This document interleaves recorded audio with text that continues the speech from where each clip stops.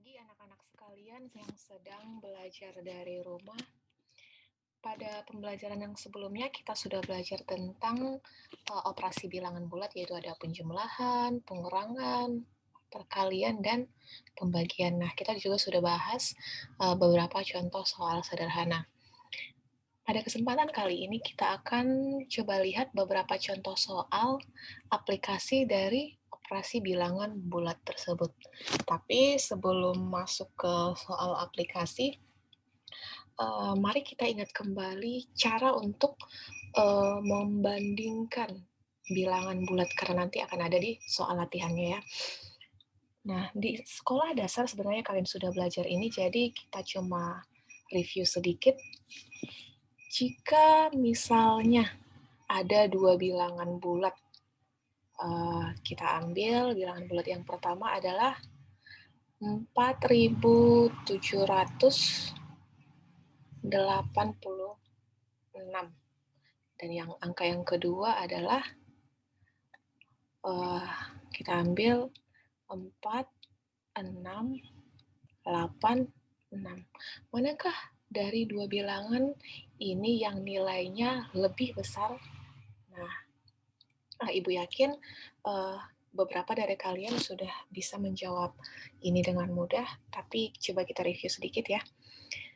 Nah, yang pertama sekali, jika kita ingin membandingkan dua bilangan adalah khususnya jika bilangan tersebut terdiri dari beberapa angka, banyak angka, cek dulu bilangan pertama ini terdiri dari berapa angka? Terdiri dari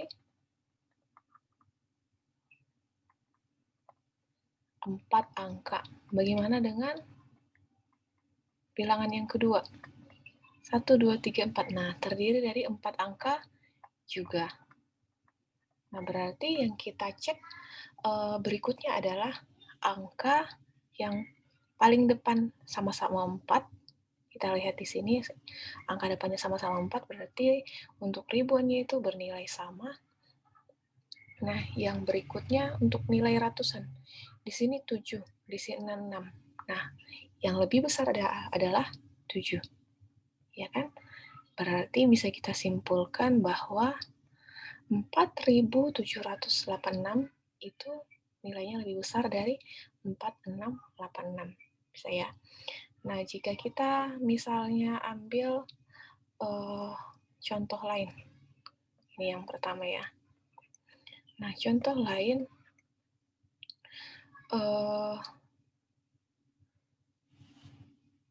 387. Misalnya ini kita ambil K, L, M. Dan berikutnya adalah 38 K, L, M. Manakah yang lebih besar nilainya? Nah, kita cek. Jadi yang pertama itu selalu cek, karena ini ada terdiri dari beberapa angka, cek ada berapa angka penyusun dari masing-masing bilangan tersebut. Nah, yang angka pertama, 1, 2, 3, 4, 5, 6. Ada 6 angka, terdiri dari 6 angka. Nah, yang kedua, 1, 2, 3, 4, 5. Terdiri dari 5 angka. Nah, manakah yang lebih besar? Tentu yang angkanya lebih banyak itu adalah nilainya lebih besar. Berarti ini nilainya lebih besar. Tapi jika misalkan Ibu tambahkan di sini tanda negatif. Nah, manakah yang lebih besar? Oh, kita kasih di sini. Itu terlalu gampang ya. Kita kasih tanda negatifnya di atas sini. Nah, kalau ada tanda negatif seperti ini, satu negatif, satu positif, mana yang lebih besar? Tidak perlu cek berapa angka penyusunnya. Langsung otomatis ini adalah yang lebih besar. Bisa ya? Tapi kalau misalnya di sini Ibu tambahkan, kita ambil contoh yang lain. Contoh yang ketiga. 27 KLM N. Kemudian di sini 3 K L M N O. Nah, manakah yang lebih besar? Cek. Yang pertama ini terdiri dari berapa angka penyusun? 6. Yang kedua terdiri dari 6 angka penyusun juga, 6 angka. Nah, berarti yang berikutnya kita cek angka paling depannya siapa yang lebih besar. Nah, ini lebih besar, ya kan? Jadi tidak peduli angka penyusun berikutnya itu angka berapa, KLMNO, terserah mau 0, di sini 0 semua, ini misalnya 999, tetap ini adalah bilangan yang lebih besar karena angka penyusun pertamanya itu lebih besar, di sini 2 dan di sini 3. Bisa ya? Jadi itu sekilas tentang membandingkan bilangan. Semoga nanti soal latihannya bisa dijawab. Sekarang kita lihat untuk contoh soal aplikasi dari operasi bilangan bulat. Ini masih yang sederhana juga. Kita lihat soal yang pertama.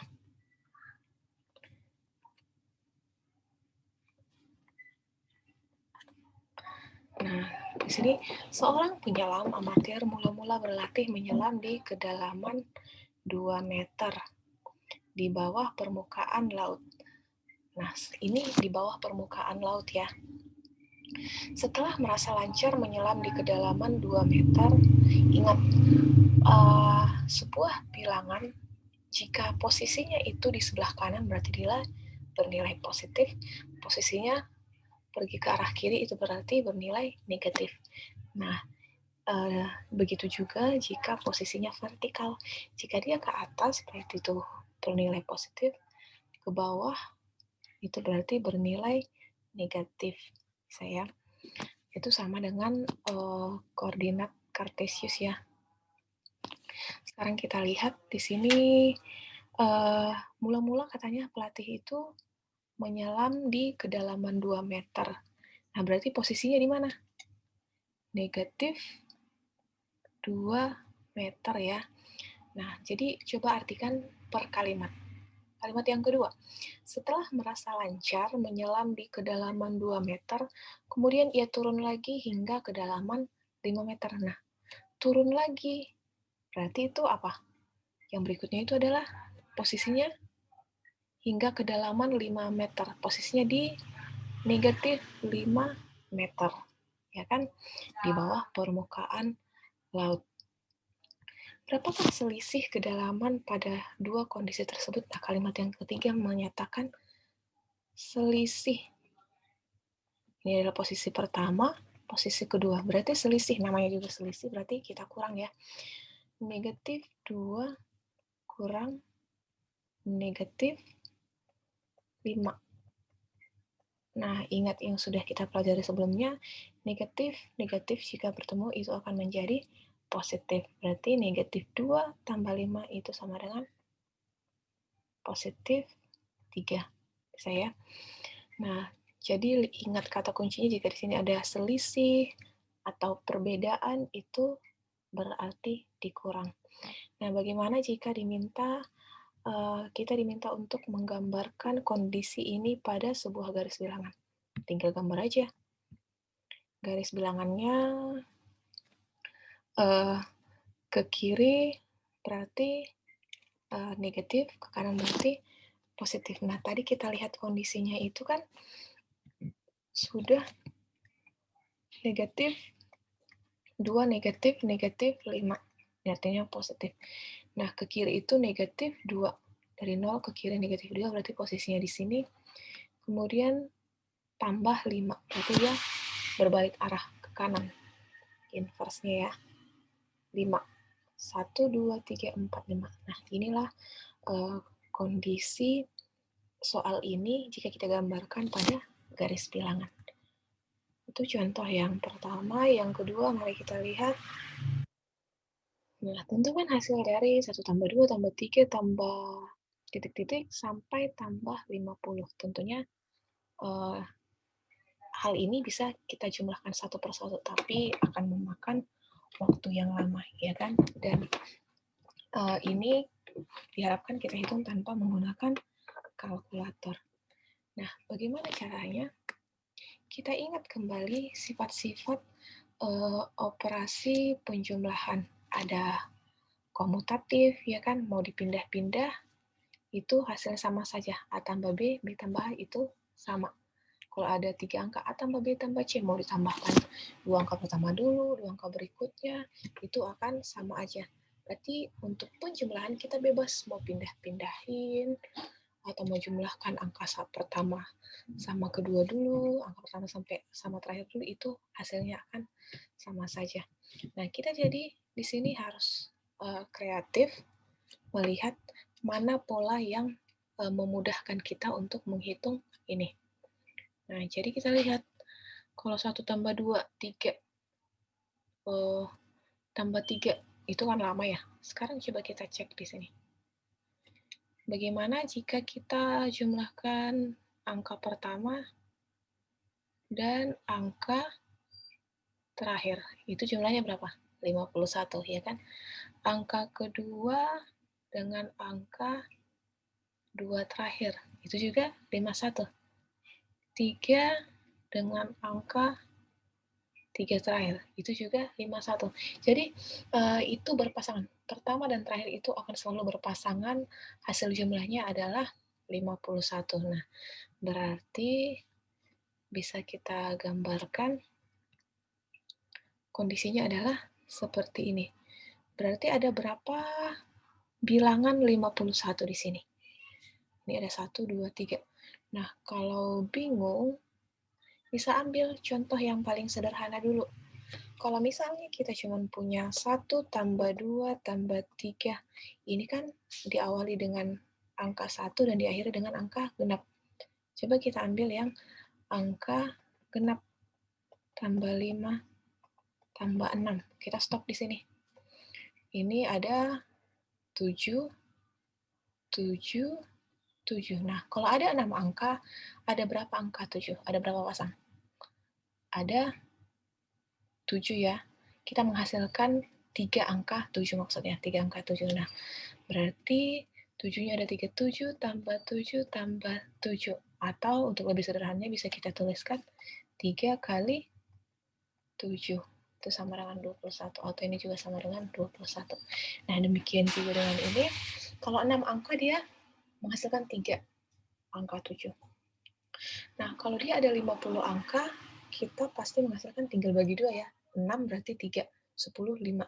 Kalau 50 berarti itu ada 25. Berarti ini sama dengan 51 tambah 51 sampai 25 kali, atau itu sama dengan 25 kali 51.